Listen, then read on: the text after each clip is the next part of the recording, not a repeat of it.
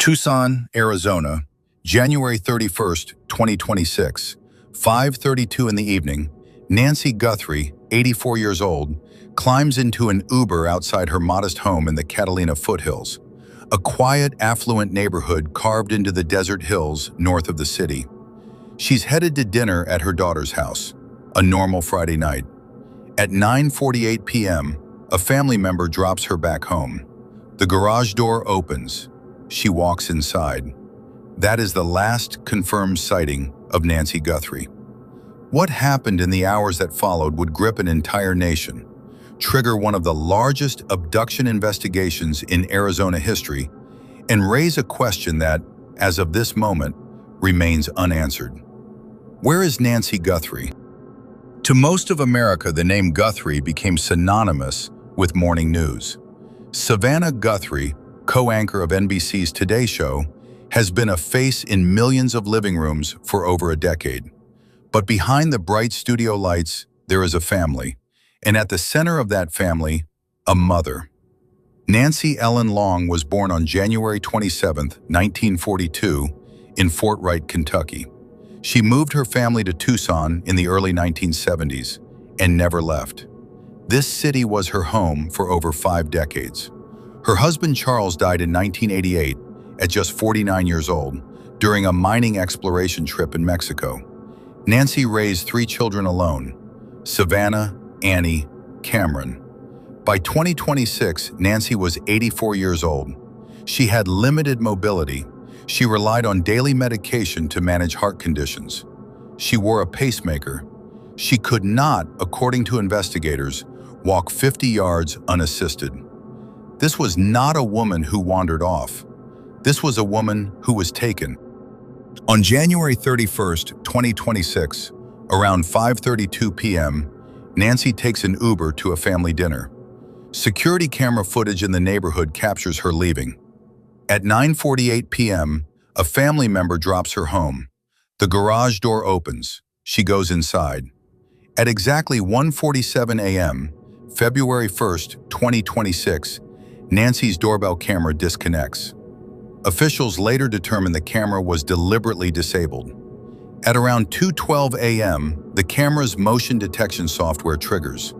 It senses someone on the porch, but there is no video because she didn't have an active subscription.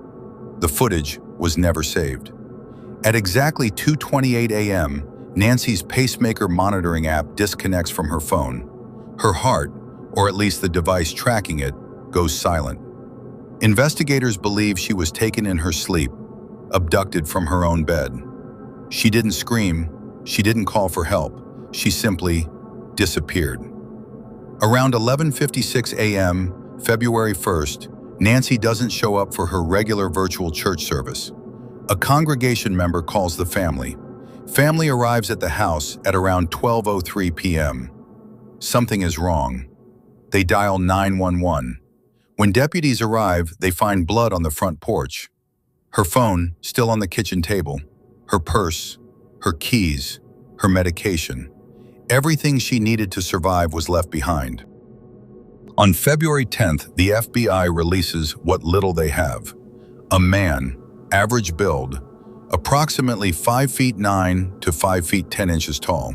He wears a face mask, gloves, and on his back, a black Ozark Trail 25-liter hiker backpack, the kind you can buy at Walmart for $20.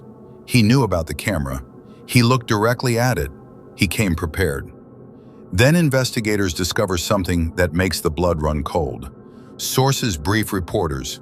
This same masked man, or someone who looks exactly like him, was seen on Nancy's front porch 3 weeks before the abduction. January 8th, or shortly after. A neighbor, Aldine Meister, tells Fox News she saw a strange man walking in the neighborhood around that time. He didn't look like a hiker. His hat was pulled far down over his eyes. This wasn't opportunistic. This was surveillance. Someone had been watching Nancy Guthrie for weeks. The Pima County Sheriff's Department asked the entire neighborhood to check their security cameras, not just from the night of the abduction, but going back to January 1st. An entire month of surveillance footage, hundreds of homes. They are looking for patterns. They are looking for a vehicle. They are looking for anything. To date, no vehicle has been associated with the abduction. No arrest has been made. The man in the mask remains unidentified. Within 24 hours of Nancy's disappearance being made public, the ransom demands begin. Not one note, not two, multiple ransom communications sent to local Tucson television stations and media outlets demanding payment in Bitcoin. Then a second note, the price goes up. Cryptocurrency, untraceable, borderless, a payment method designed to disappear. Both deadlines pass. No contact, no proof of life. On February 4th, Savannah, Annie, and Cameron Guthrie appear together in a video. In the media. As a family, we are doing everything that we can. We are ready to talk. However, we live in a world where voices and images are easily manipulated. We need to know, without a doubt, that she is alive and that you have her. We want to hear from you, and we are ready to listen. Please reach out to us. 2 days later, February 7th, another video. This time, a message that sends the internet into overdrive. 3 words, broadcast to millions, and still silence from the other side. Before we continue, for true crime enthusiasts, don't forget to like and subscribe so you never miss out any mystery cases. 400 investigators, working 24 hours a day, 7 days a week.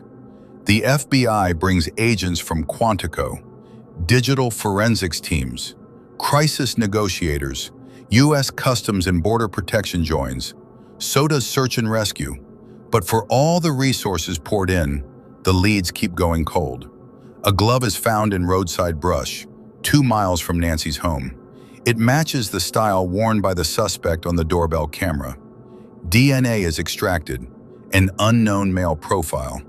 It's entered into the National FBI database. No match. Multiple suspects are detained and released. A man named Carlos Palazuelos, whose home sits a short drive from Nancy's neighborhood, has his house searched. Officers damage his door and garage in the raid. He tells reporters he has never heard of Nancy Guthrie. He's released. No connection.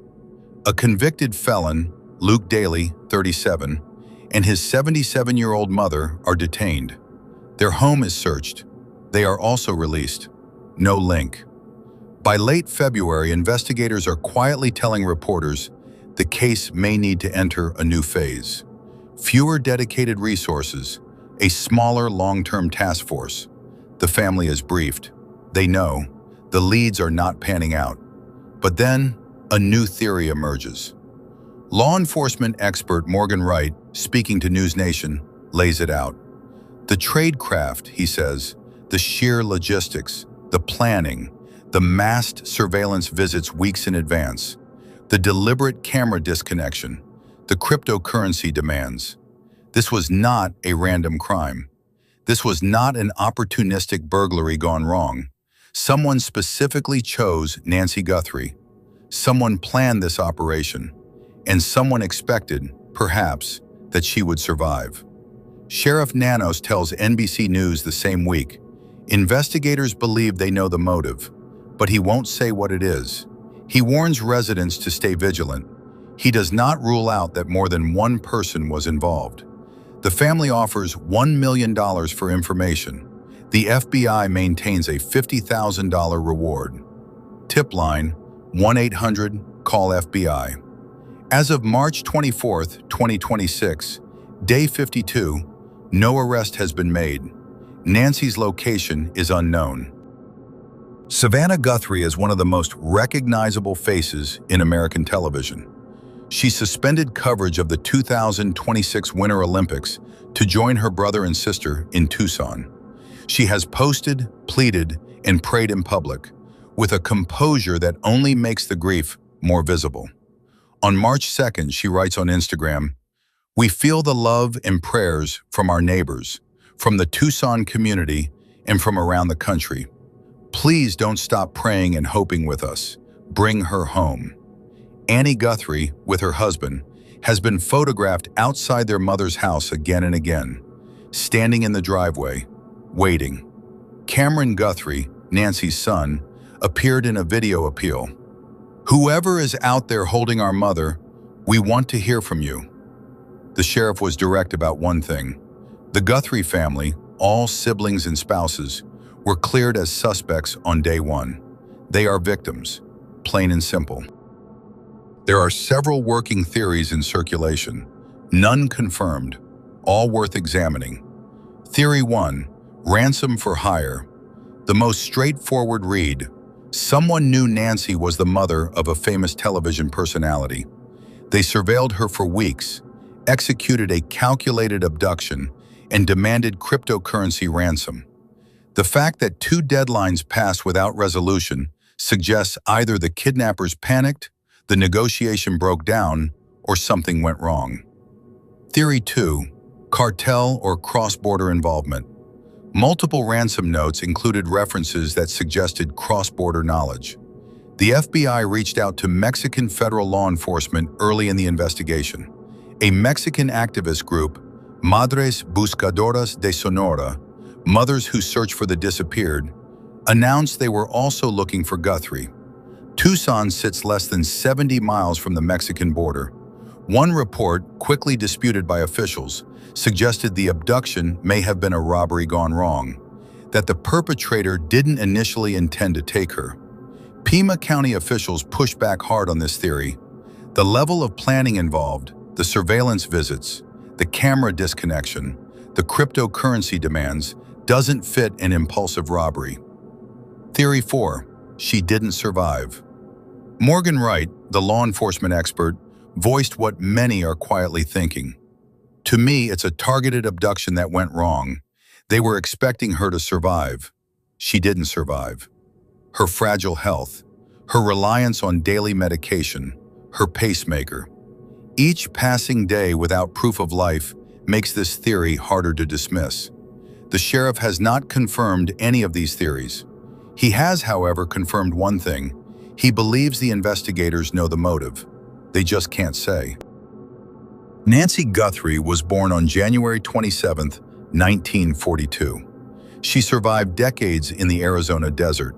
She raised 3 children after losing her husband. She went to church. She had dinner with her family. She took an Uber home, and then the night swallowed her. Somewhere between 2:12 and 2:28 in the morning, in the silence of a sleeping neighborhood, in a house where everything was left behind, Nancy Guthrie was taken. The masked man is still out there. The glove DNA has no match. The ransom notes remain unresolved. The pacemaker signal has not returned. If you have any information, any tip, however small, investigators are asking you to call 1-800-CALL-FBI. For true crime enthusiasts, like and subscribe so that you never miss out any mystery cases.